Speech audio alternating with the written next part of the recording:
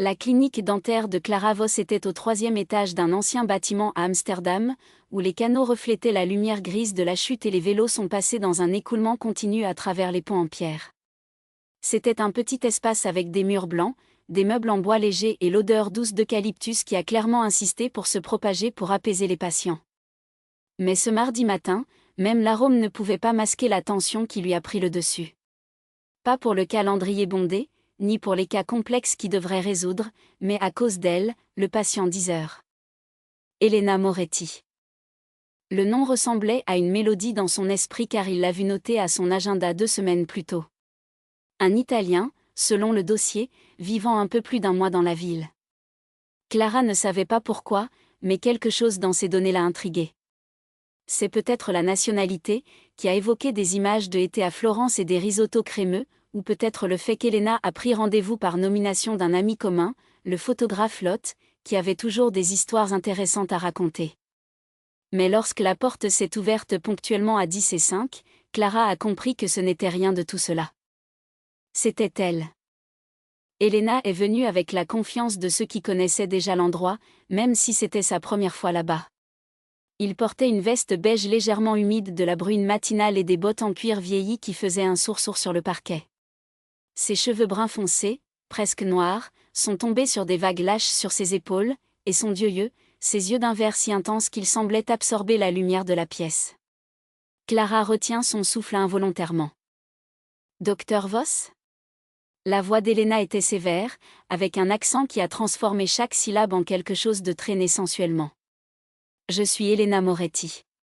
Désolée pour le retard, mais le tramway, eh bien, vous savez comment c'est. Clara hocha la tête, essayant de se recomposer. Ne t'inquiète pas, Amsterdam a ses propres rythmes. Elle a indiqué la chaise. Veuillez la sensation. Comment puis-je l'aider ? Elena sourit, et c'est à ce moment-là que Clara s'est rendue compte, il y avait quelque chose de délibérément lent sur ses gestes, comme si elle connaissait l'effet qu'elle avait. J'ai un problème avec une dent de sagesse. Ou plutôt, avec ce qui lui reste. Elle ouvrit son manteau et s'installa sur sa chaise, ses doigts jouant avec le bord du siège. Lot m'a dit que tu es le meilleur de la ville pour des choses comme ça. Clara sentit la chaleur monter le cou. Lot exagère. Elle a pris les instruments, mais ses mains tremblaient légèrement. Jetons un coup d'œil. Elena obéit, allongée à l'approche de Clara. Son odeur était un mélange de pluie, de café et quelque chose de sucré, comme la vanille.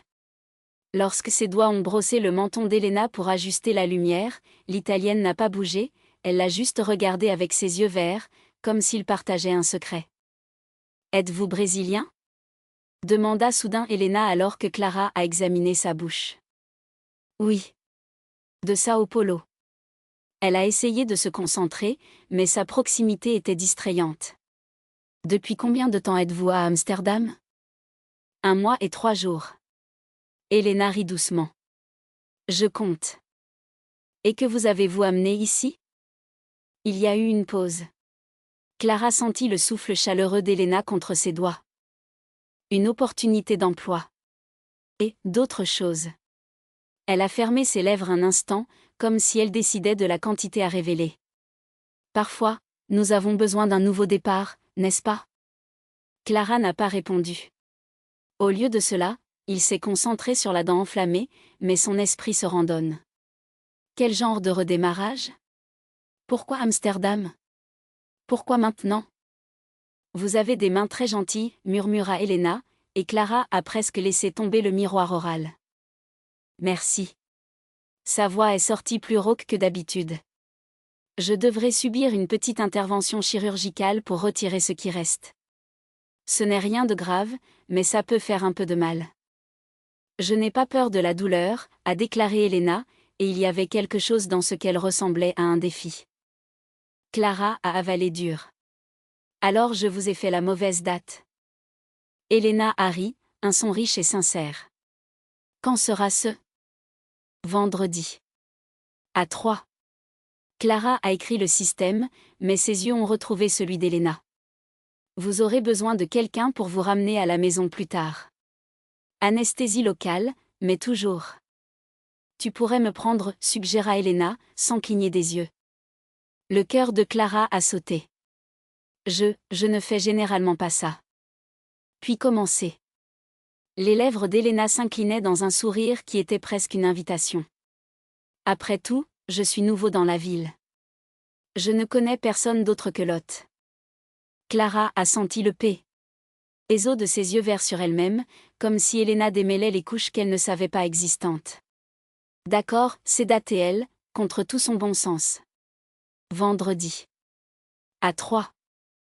Les jours qui ont suivi étaient une douce torture. Clara essayait de se concentrer sur les patients, sur les feuilles de calcul, sur les alliages qu'elle devait faire pour le cours de spécialisation qui commencerait en janvier.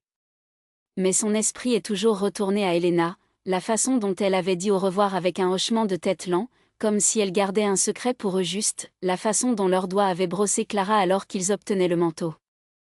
Vendredi, Clara est arrivée à la clinique plus tôt que nécessaire. Il a tout préparé avec une méticulosité qui bordait l'obsession, des instruments stérilisés, de la musique douce en arrière-plan, quelque chose qui ne l'était pas normalement, mais aujourd'hui, il semblait essentiel, même une couverture supplémentaire sur la chaise si Elena se sentait froide.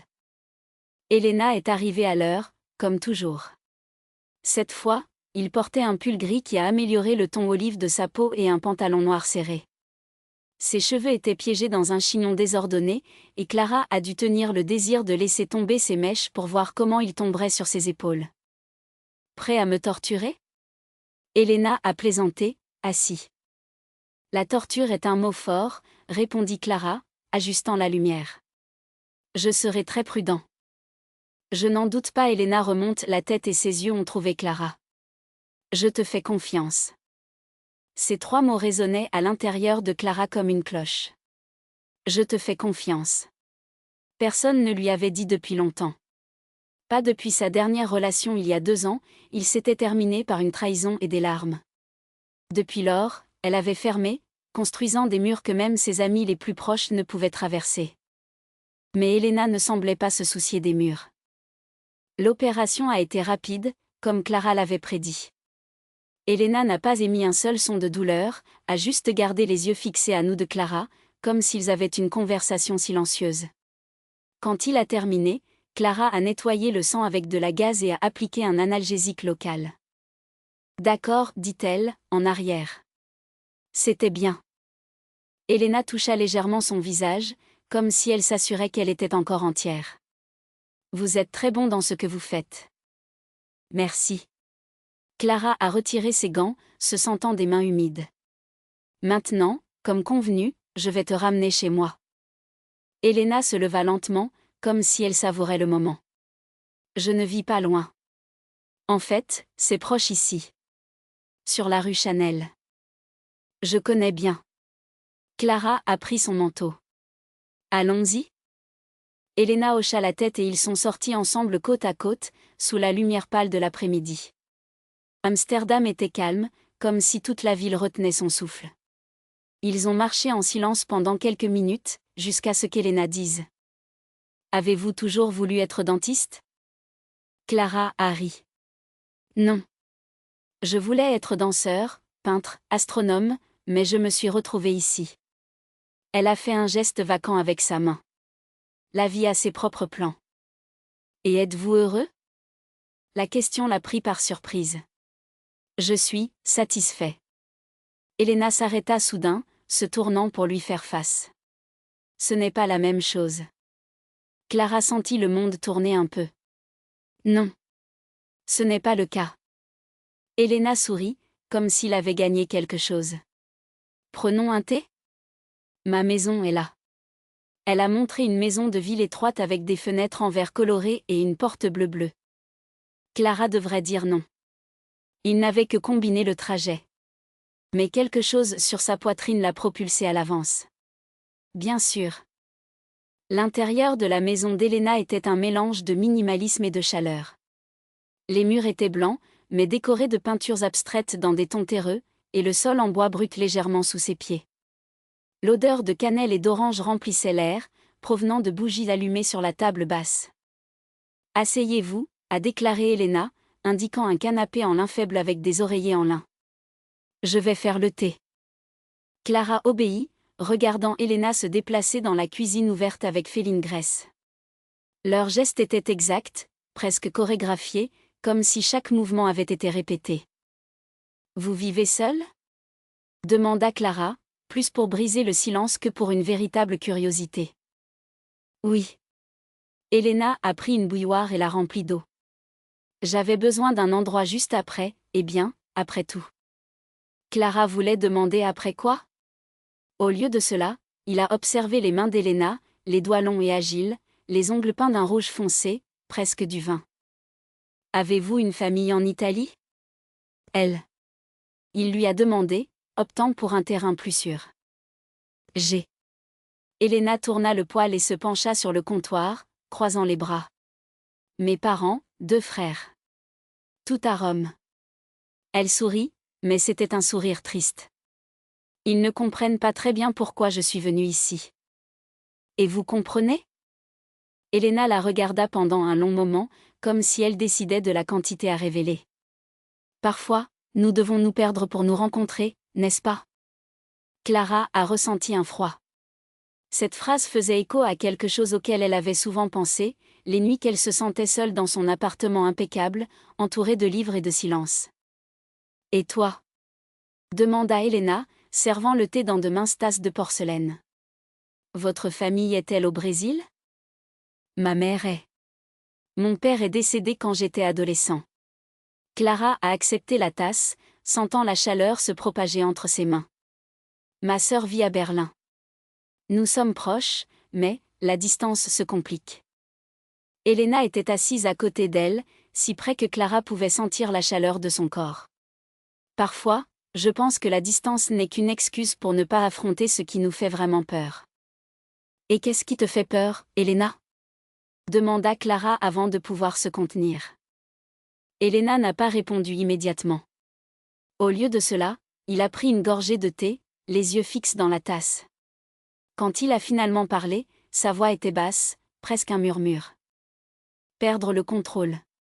Elle leva les yeux, et il y avait une vulnérabilité que Clara ne s'attendait pas, passer une vie en suivant les règles, faire ce que les autres attendent, et soudain, ne peut plus le prendre.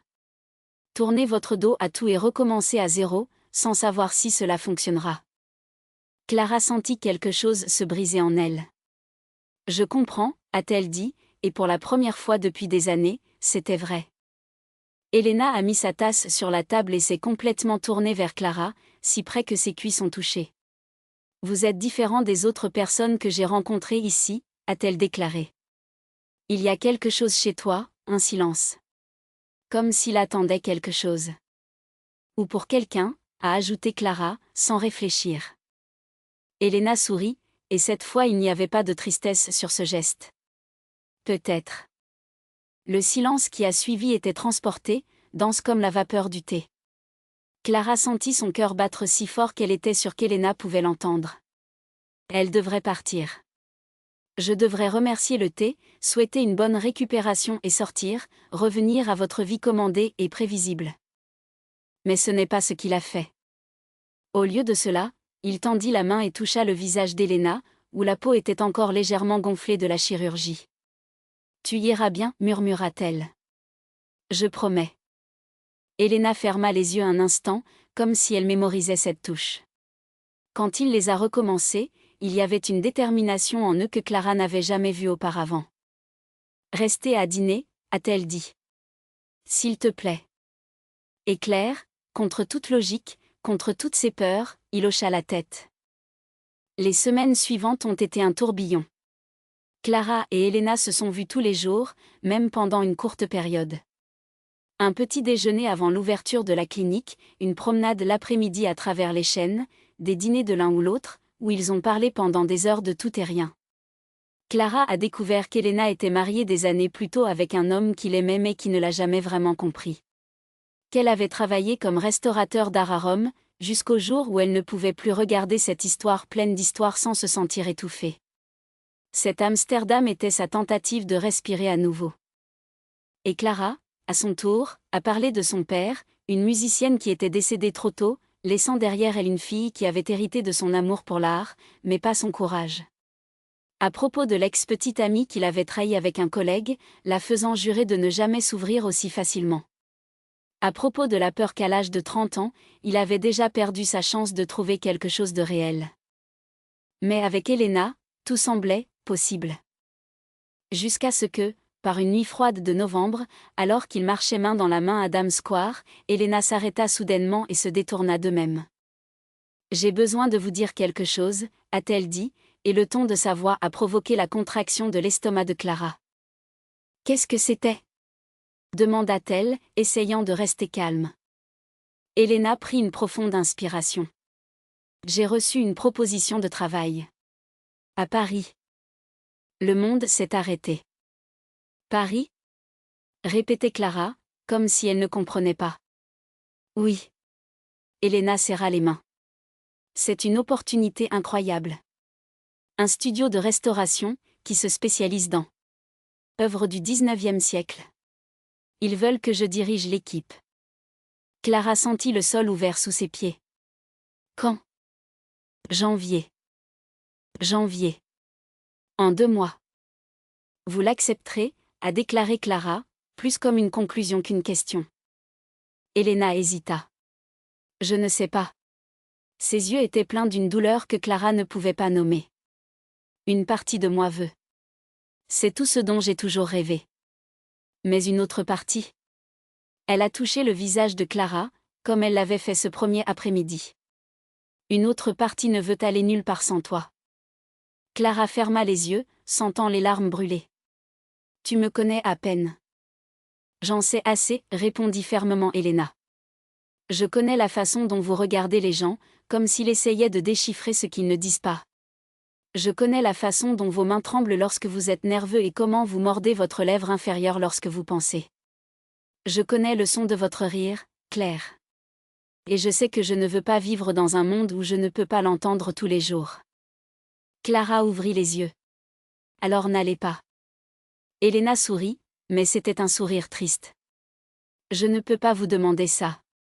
Je ne peux pas vous demander d'abandonner vos rêves pour moi. Et si mes rêves changeaient ?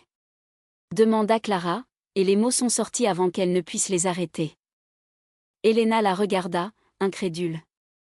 Qu'est-ce que tu dis ? Clara prit une profonde inspiration. Je dis. Elle s'arrêta, à la recherche des bons mots. Je dis que si vous allez à Paris, je vais vous avec vous. Le silence qui a suivi était si profond que Clara peut presque entendre le rythme de son propre cœur. Tu ne peux pas, dit finalement Elena, secouant la tête. Votre vie est là. Votre clinique, vos patients, vos plans.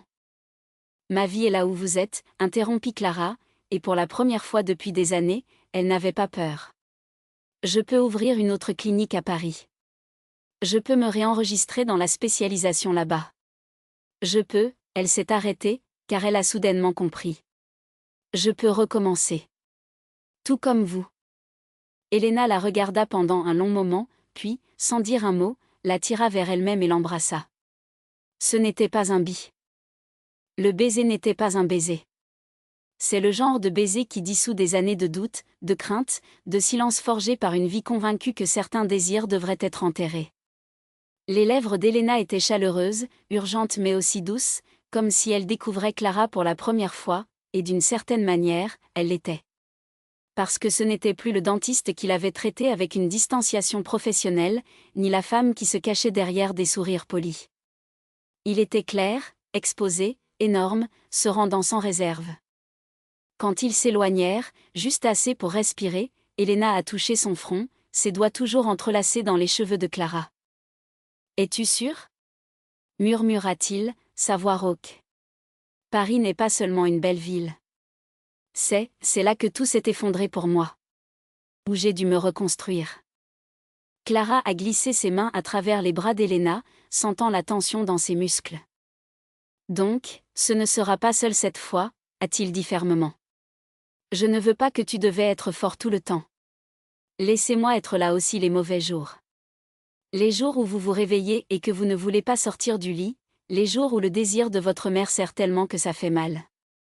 Laissez-moi vous tenir la main à ces moments. » Elena ferma les yeux, comme si les paroles de Clara la frappaient dans un endroit trop profond pour nommer. Quand il les a recommencés, il y avait quelque chose de nouveau en eux, algo qui semblait à Clara comme une reddition. Et si je ne sais pas comment faire ça? Elle a avoué, presque dans un murmure. Et si je ne sais pas comment vous laisser l'obtenir comme ça? Clara sourit, un petit sourire, plein d'une tendresse qui faisait mal. Nous apprenons ensemble, a-t-il dit, passant son pouce dans le coin de la bouche d'Elena, où il y avait encore une trace du rouge à lèvres qui a été perdue dans le baiser. Pas de dépêche. Il n'y a pas de règle. Il n'y a que nous. Elena rit doucement, un son qui ressemblait à un soulagement. Vous êtes impossible, murmura-t-il, mais la façon dont ses doigts se resserrèrent sur la taille de Clara dit le contraire. Je suis à toi, corrigea Clara, sans réfléchir à deux fois. Et quand les mots sont sortis, elle savait qu'ils étaient vrais. Il n'y a pas eu de retour. Elena la regarda pendant un long moment, comme si elle voulait enregistrer ce moment en sa mémoire. Puis, avec un soupir, il a tiré Clara à un autre baiser plus lent cette fois, plus profondément. Quand ils ont rompu, cela a été décidé. Alors, allons-y, a déclaré Elena, avec un sourire difficile. Mais j'arrive, je suis un mauvais patient quand je suis nerveux. Vous devrez me faire me plaindre du dentiste français. Clara rit, soulagée et étreint Elena fermement. Je peux gérer n'importe quoi, a-t-il déclaré. Moins vous éloignez de moi. Et donc, entre les rires et les promesses murmurées, ils ont commencé à planifier. Ce n'était pas un plan parfait, qui impliquait les cœurs n'est jamais, mais l'heure était le leur. Et pour la première fois depuis longtemps, Clara a senti qu'elle était exactement là où elle devrait être. Même si c'était au milieu du bureau, avec l'odeur d'antiseptique dans l'air et la chaise dentaire encore inclinée. Même si le monde extérieur continuait à tourner, indifférent. Là, à ce moment, il n'existait. Et Paris. Et un avenir qui semblait soudainement beaucoup plus brillant que l'un ou l'autre osait rêver.